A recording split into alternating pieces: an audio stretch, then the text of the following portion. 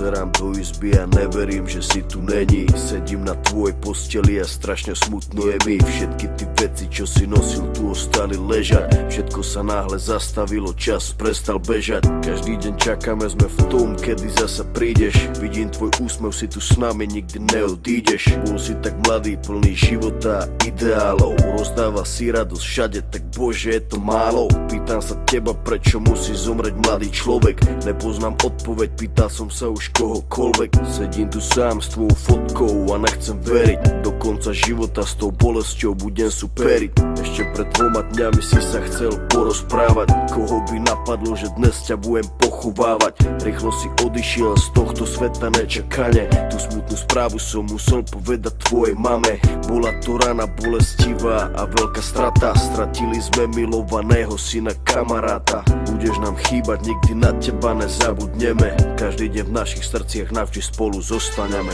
Odišiel mladý človek, prečo to tak musí byť? Mal všetko pred sebou a chcel ešte ďalej žiť. Chcel byť tu medzi nami, užívať si tento svet. Vyhasol mladý život, zrazu je to všetko preč. Dúfam, že si už nebi, pozerá sa na nás hora. Navždy ťa milujeme, odkazujeme ti z dola. Budeš žiť v našich srdciach dovtedy, kým tu budeme. Počkaj tam na nás hore, určite sa raz stretneme. Všetky tie okamihy zmizli zo sveta, ďalšia obeta. Vidím to všetko, tak jasne si to pamätám. Stáli sme tam a všetci sme sa smáli. Smal si sa s nami, aj tvoj malý syn tam tedy dobehol za nami. Na pódium zaspíval davami. Videl som daču, jak úsmev na tvojej tvári. Nikto z nás si neuvedomil, jak sme tam tak stáli, že keď som ti podal ruku, podal som ju naposledy.